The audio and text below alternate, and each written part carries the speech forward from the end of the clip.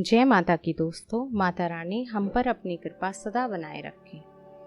दोस्तों, पिछली वीडियो में हमने शिव पुराण रुद्र संहिता का प्रथम खंड का समापन किया था, जिसमें हमने जाना कि किस प्रकार से विष्णु जी और ब्रह्मा जी की प्रार्थना पर सदाशिव प्रकट होते हैं और उनको आशीर्वाद देकर अंतर्ध्यान हो जाते हैं। आज हम सुनेंगे रुद्र संहिता दूसरा खंड, जिसको हम सती खंड के नाम से जानते हैं। उसके प्रथम अध्याय का आरंभ हम आज करने जा रहे हैं। तो चलिए आइए शुरू करते हैं। ब्रह्मा का सृष्टि की रचना करना।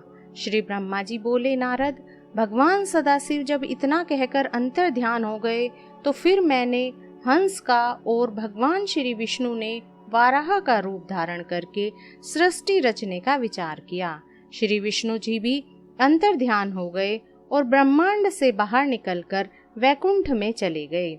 उनके जाने के पश्चात सबसे पहले मैंने भगवान सदाशिव और विष्णु का ध्यान करके जल का निर्माण किया। उस जल में फिर अंजलि जल डालकर मैंने उस जल से 24 तत्व वाला एक अंड प्रकट किया, जो कि विराट हो गया। उसके विराट होने से मेरे मन में संशय उत्पन्न हुआ। मैं 12 वर्ष तप करता रहा। इस तप में मैंने केवल भगवान विष्णु का ध्यान किया। 12 वर्ष के पश्चात भगवान विष्णु ने प्रसन्न होकर मुझको साक्षात दर्शन देकर कहा, ब्रह्मा, वर मांगो। श्री सदाशिव की कृपा से सब कुछ दे सकता हूँ। इस पर मैंने उनसे कहा, प्रभु, जो कुछ भगवान श्री सदाशिव का आदेश है वही मैं आपसे मांगूंगा। निवेदन है कि यह 24 तत्वों वाला अंड है। यह जड़ दिखाई देता है, आप इसको चेतनता प्रदान कीजिए। मेरी इस प्रार्थना पर भगवान श्री विष्णु उस अंड में प्रविष्ट हो गए। उनके अंड में प्रविष्ट करने के पश्चात उसमें से सहस्त्रों सिर, नेत्र और चरण सहित अंग निकलने लगे। उन्होंने समस्त पृथ्वी को घेर लिया। भगवान श्री विष्णु 7 लोकों के अधिपति हो गए। भगवान सदाशिव ने उनको कभी कष्ट न होने वाले कैलाश पर स्थान दिया। अब मैं सृष्टि रचने लगा। पहले पाप सृष्टि उत्पन्न हुई, जिसमें कि अविद्या और तम की प्रधानता थी। उसमें मैंने स्थावरों की रचना की। इसके पश्चात मैंने मनुष्यों की सृष्टि की रचना के लिए भगवान शंकर का ध्यान किया। इसके पश्चात तिरछे चलने वाले जीव उत्पन्न हुए। जब उनमें मुझे संतोष की प्राप्ति न हुई तो मैंने देवताओं की सृष्टि की, परंतु इससे भी कार्य सिद्ध न हुआ। अतः मैंने भगवान श्री सदाशिव की आज्ञा से रजोगुणी मनुष्यों को उत्पन्न किया। जब 5 प्रकार की सृष्टि हो गई तो फिर मैंने सर्गों की रचना की। तब महत्सर्ग, सूक्ष्म भौतिक सर्ग और तीसरा वैकारिक सर्ग उत्पन्न हुए।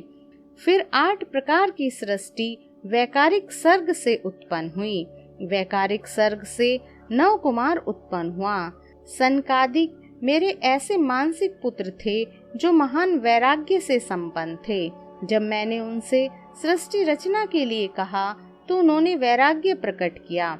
इससे मेरे क्रोध का वार पार न रहा और मारे क्रोध के मेरी आंखों से अश्रु निकलने लगे।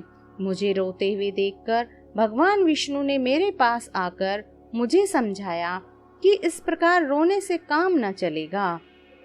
तुम भगवान सदाशिव की तपस्या करो। मैंने भगवान सदाशिव की कठिन तपस्या की। भगवान सदाशिव की कृपा से मेरे मन में विचार उत्पन्न हुआ कि यदि भगवान श्री सदाशिव स्वयं मेरे पुत्र बनकर अवतार धारण करे तो सृष्टि की उत्पत्ति का कार्य भली भांति संपन्न हो सकता है।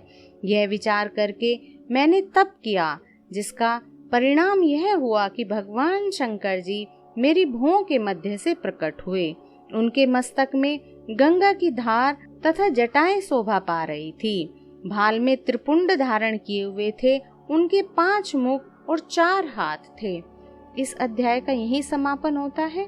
अगले अध्याय के साथ हम अगली वीडियो में आपसे फिर मिलेंगे। यदि आपको हमारी ये प्रस्तुति पसंद आई हो तो हमारी वीडियो को लाइक और शेयर करें, हमारे चैनल को सब्सक्राइब करें, बेल आइकन दबाएं ताकि आने वाली वीडियो की नोटिफिकेशन आपको मिलती रहे। तब तक के लिए हर हर महादेव, बम बम भोले।